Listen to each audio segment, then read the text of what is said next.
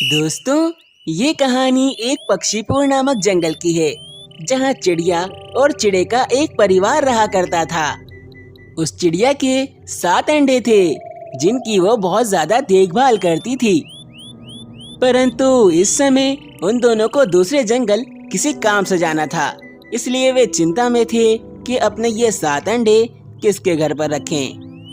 अरे सुनिए जी, हम दोनों को ही दूसरे जंगल मौसी जी से मिलने जाना है, परंतु मुझे बहुत चिंता है अपने इन अंडों की। हमारे पीछे इन अंडों को कुछ हो जाएगा, इसलिए हमें इन्हें किसी महफूज जगह पर रखना होगा ताकि ये महफूज रह सकें।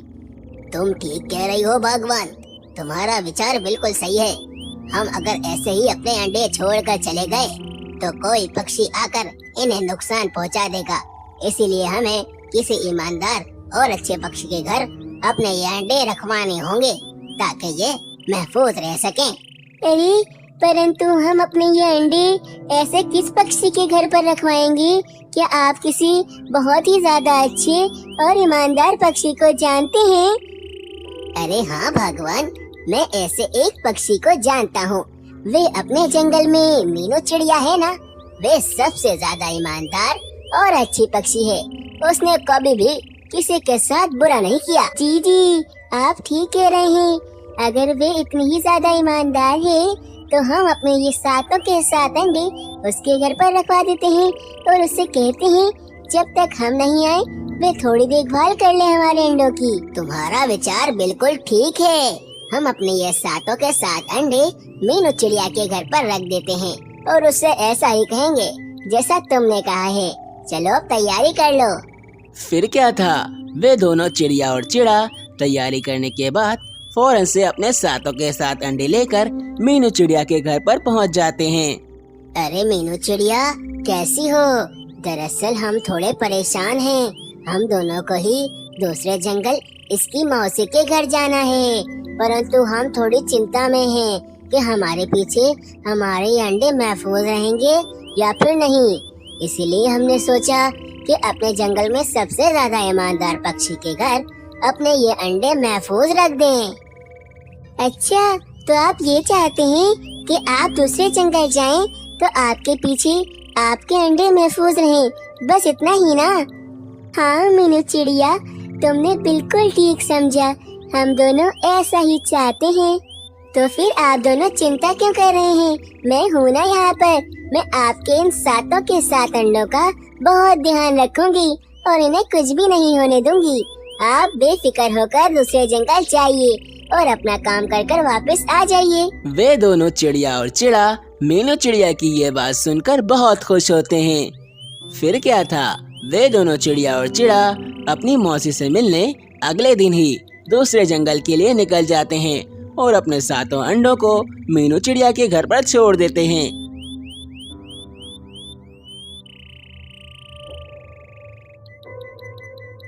परंतु उन दोनों के जाने के एक दिन बाद ही जब मीनू चिड़िया अपने घर में सोकर उठी तो वे अपने सामने का मंजर देखकर परेशान हो गई, क्योंकि उन 7 के 7 अंडों में से अब बच्चे निकल चुके थे जो बहुत ज्यादा प्यारे थे।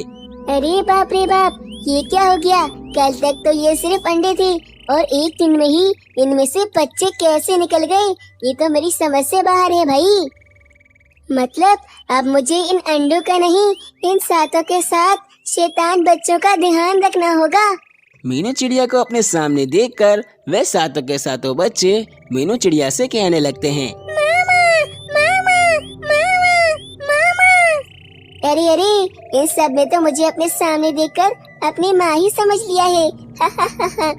मुझे लगता है ये बहुत ज्यादा भूखे हैं। चलो मैं अंदर जाती हूँ और इन सभी के लिए कुछ खाने के लिए लेकर आती हूँ। फिर मीनू चिड़िया उन छोटे छोटे और प्यारे बच्चों के लिए कुछ खाना लेने के लिए अंदर चली जाती है और यहाँ कुछ ही देर में वे 7 के 7 बच्चे मिलकर मीनू चिड़िया के घर का हाल बुरा कर देते हैं। वे हर चीज को दूसरी जगह पर फेंक देते हैं और सब कुछ उलट पुलट कर देते हैं।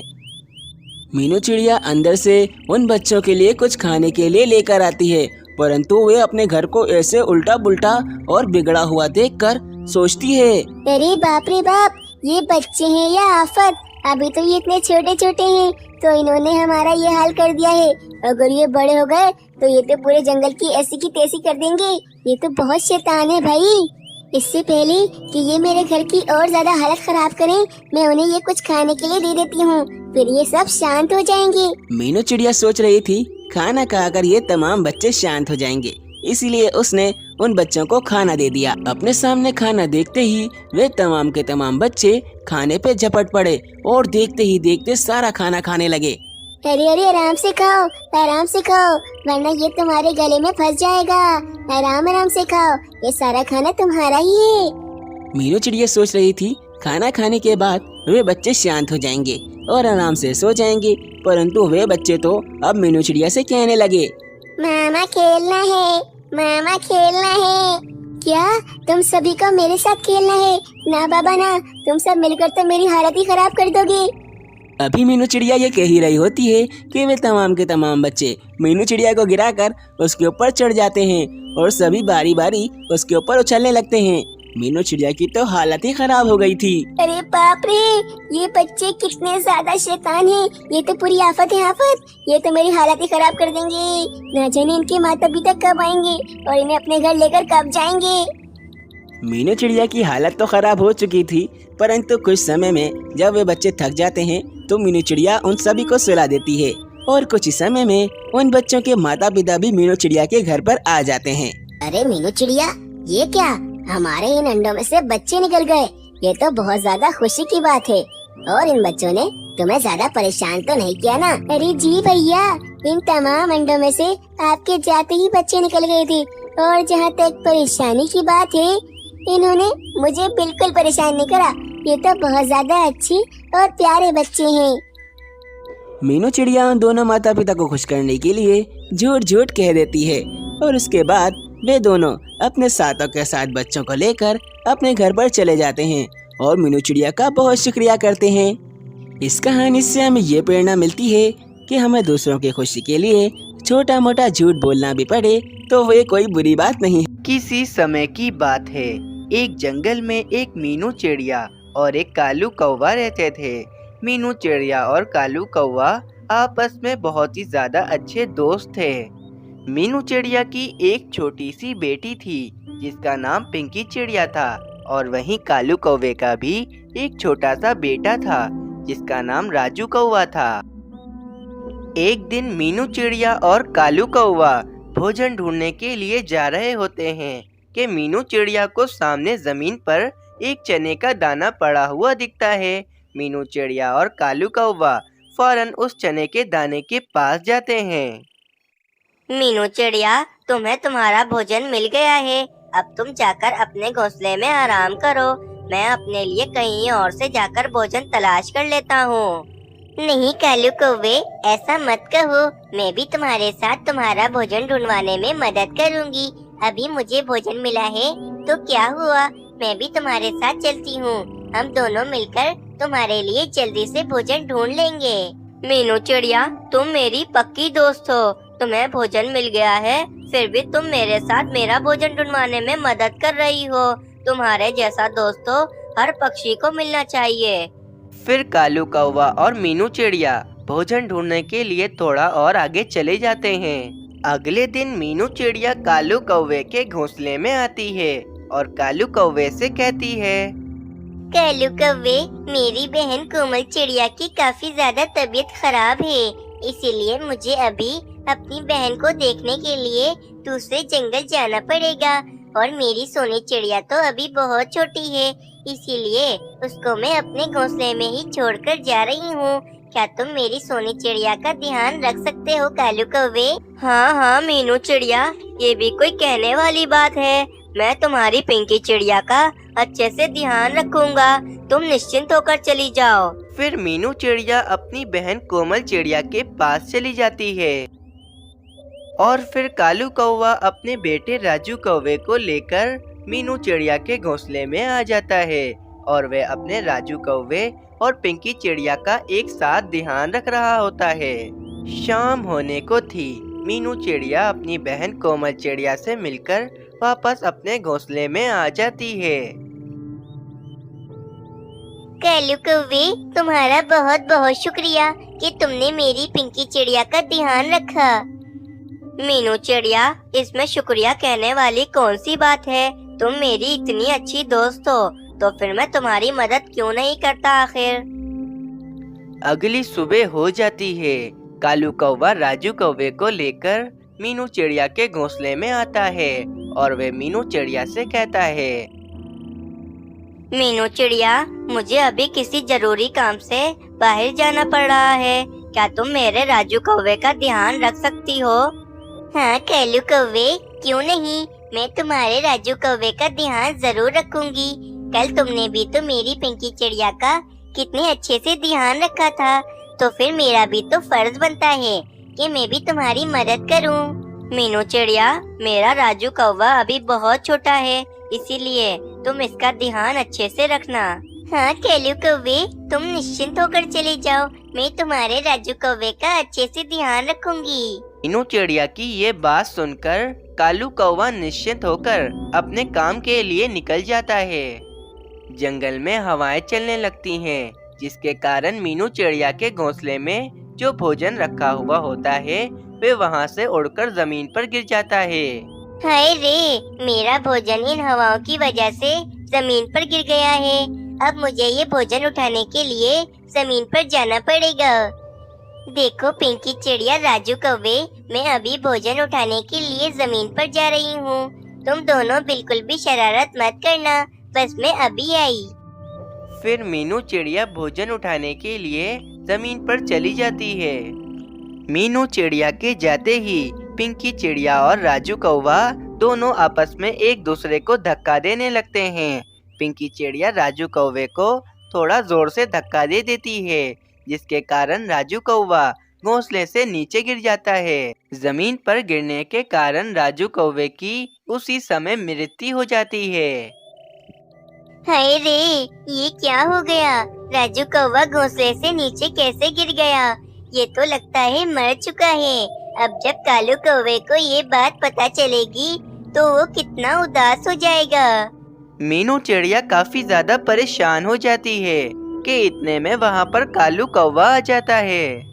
मीनू चिड़िया कालू कौवे को सारी बातें बताती है कि राजू कौवा कैसे जमीन पर गिर गया और उसकी मृत्यु हो गई। मीनू चिड़िया, ये तुमने क्या कर दिया? मैंने तो तुम पर भरोसा कर कर तुम्हें अपना राजू कौवा सौंपा था और तुमने मेरे साथ ऐसा किया। मैं तुम्हें कभी माफ नहीं करूँगा मीनू चिड़िया। कालू कौवे, इसमें मेरी बिल्कुल भी गलती नहीं है। मैं तो भोजन उठाने जमीन पर आई थी। मुझे क्या पता था कि राजू कौवा घोंसले से नीचे गिर जाएगा। मीनू चिड़िया, आज से हम दोनों की दोस्ती खत्म। तुमने मेरे साथ बिल्कुल भी अच्छा नहीं किया है।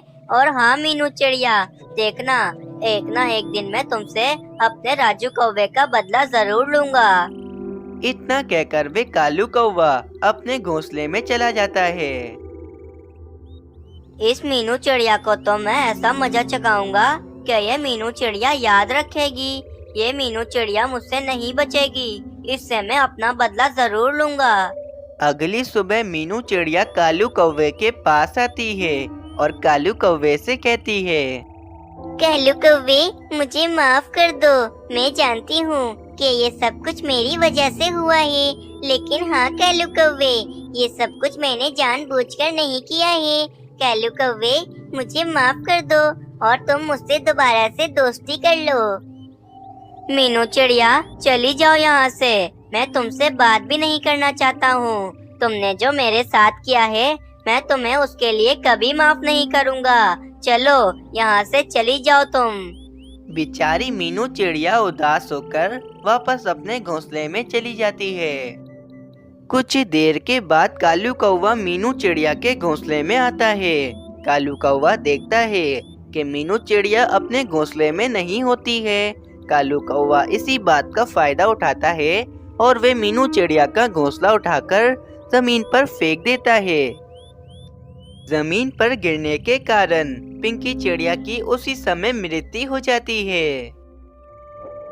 अब जाकर मेरे दिल को शांति मिली है। मैंने मीनू चिड़िया से अपना बदला ले लिया है। मैंने मीनू चिड़िया की पिंकी चिड़िया की जान ले ली है। अब देखना मीनू चिड़िया को पता चलेगा कि उसने मेरे साथ कितना गलत किया था। उसी समय वहाँ पर मीनू चिड़िया भी आ जाती है। मीनू चिड़िया ये सब कुछ देखकर काफी ज्यादा हैरान रह जाती है। कालू कौवे, ये तुमने क्या किया? तुमने मेरी पिंकी चिड़िया की जान ले ली। मैं तुम्हें कभी माफ नहीं करूँगी कालू कौवे। मीनू चिड़िया, तुमने भी तो मेरे साथ यही कुछ किया था ना, तो फिर मैंने भी तुमसे अपना बदला ले लिया है। कालू कौवे, मैंने तुमसे कहा तो था कि वो सब कुछ मैंने जानबूझकर नहीं किया था, वो सब कुछ अनजाने में हुआ था। लेकिन तुमने मेरी पिंकी चिड़िया की जान लेकर बिल्कुल भी अच्छा नहीं किया है। अब तुम जो भी कहो मीनू चिड़िया, मुझे जो करना था वो मैंने कर दिया। चलो अब मैं चलता हूँ अपने घोंसले में। फिर ऐसे ही कुछ महीने बीत जाते हैं। मीनू चिड़िया और कालू कौवे को एक एक अंडा हुआ था। रानी, तुमने देखा ना कि इस मीनू चिड़िया को भी अंडा हुआ है। इस मीनू चिड़िया ने हमारे राजू कौवे को मारा था। अब तुम देखना, जब मीनू चिड़िया के इस अंडे में से कोई नई चिड़िया निकलेगी तो मैं उसकी भी जान ले लूँगा। हाँ कालू जी, इस मीनू चिड़िया को तो मैं कभी माफ नहीं करूँगी। इस मीनू चिड़िया ने मेरे राजू कौवे की जान ली है। कुछ दिनों के बाद कालू कौवे और रानी कौवे के अंडे में से एक छोटा सा कौवा निकलता है और मीनू चिड़िया के अंडे में से एक सुंदर सी चिड़िया निकलती है। कालू कौवा और मीनू चिड़िया दोनों ही काफी ज्यादा खुश होते हैं। रानी, अब बदले का वक्त आ गया है। मीनू चिड़िया के अंडे में से नन्ही सी चिड़िया निकल गई है। अब मुझे उस चिड़िया की भी जान लेनी पड़ेगी। रानी, मैं अभी चील बहन के पास जाता हूँ और मैं चील बहन को बुला कर लाता हूँ। वैसे भी चील बहन को नन्ही चिड़ियाओं का मांस बहुत पसंद होता है। वह चील मीनू चिड़िया की नन्ही सी चिड़िया को मारकर खा जाएगी और मेरे दिल को दोबारा से ठंडक मिल जाएगी। ये कहकर कालू कौवा चील के पास चला जाता है। मेरी नन्ही चिड़िया कितनी सुंदर है। मुझे अब इसका ध्यान बहुत अच्छे से रखना पड़ेगा। मैं पहले ही अपनी एक चिड़िया खो बैठी हूँ, लेकिन अब मैं अपनी इस चिड़िया का बहुत अच्छे से ध्यान रखूंगी। लेकिन मैं जानती हूँ कि वे कालू कौवा मेरी इस नन्ही चिड़िया की भी जान लेना चाहेगा। मुझे कुछ करना पड़ेगा। हाँ, मैं एक काम करती हूँ। मैं अपनी नन्ही चिड़िया को लेकर अपनी बहन कोमल चिड़िया के पास चली जाती हूँ। इस तरह मेरी नन्ही चिड़िया भी महफूज रहेगी। ये कहकर मीनू चिड़िया अपनी नन्ही सी चिड़िया को लेकर कोमल चिड़िया के पास चली जाती है। क्या हुआ कौवे, आज तुम मेरे पास क्यों आए हो? मुझसे क्या काम पड़ गया तुम्हें? चील बहन, मैं आज आपके लिए एक शिकार लेकर आया हूँ, जिस शिकार को खाकर आपको मजा आ जाएगा। आप मेरे साथ चलो। मेरे घोंसले के सामने एक चिड़िया रहती है। उस चिड़िया के अंडे में से अभी अभी नन्ही सी चिड़िया निकली है।